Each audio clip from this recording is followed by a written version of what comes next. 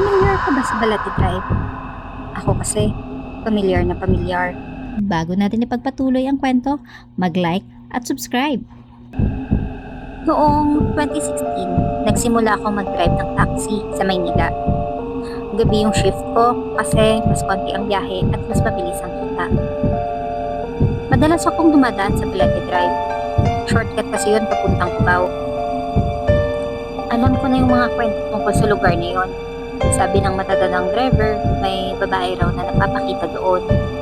Nakaputi, humihingi ng sakay. Pero gaya ng karamihan, iniisip ko, chismis lang yon para takutin ang mga baguhan. Isang madaling araw, bandang 2:00, halos walang tao sa kalsada. At habang binabaybay ko ang kataan ng Balati Drive, bigla kong napansin sa gilid ng kalsada ang isang babaeng nakatayo.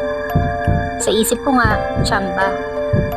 Nakaputi siyang damit na parang hospital gown, mahaba ang buhok at nakayuko.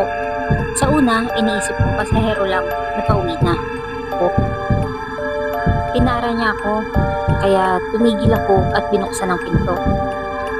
Dahan-dahan siyang sumakay sa likod. Mahina ang boses niya, parang galing siya sa malayo. Kuya, sa Cubao lang po. Tahimik lang siya ang buong biyahe. Pero habang nagmamaneho ako, napansin ko na biglang lumamig sa loob ng taxi. Kahit naka-off na ang aircon, ramdam ko yung lamig na parang kumakapit sa balat ko.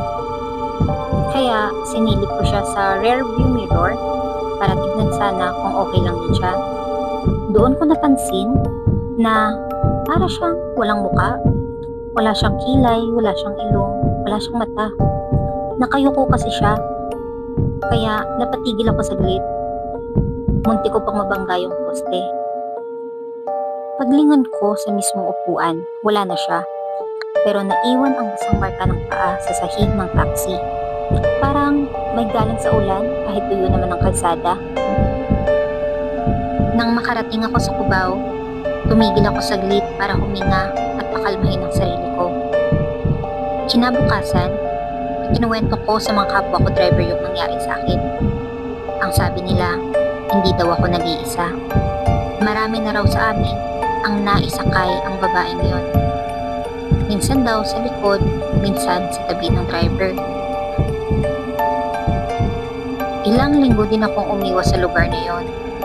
Pero isang gabi, wala akong choice. Kailangan kong duman ulit sa Balete. Naalala kong payo ng kapwa ko driver, pare, pagdadaan ka doon, bumisina ka ng 3 beses. Kaya ginawa ko, 3 busina bago ako dumiretso. Tahimik lang sa una hanggang sa may nakita na naman akong babae sa gilid ng kalsada.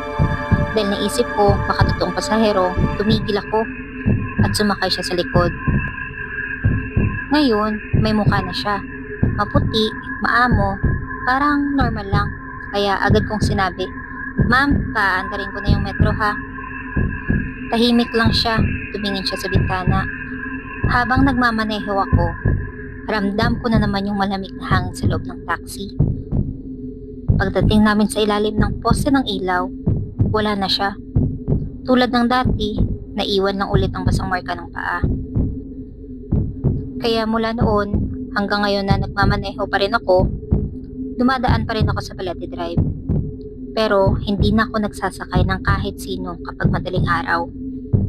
Kaya kung isa ka sa nadaanan ko na hindi ko pinasakay, pasensya na, hindi ko na gustong ulitin ang naranasan ko.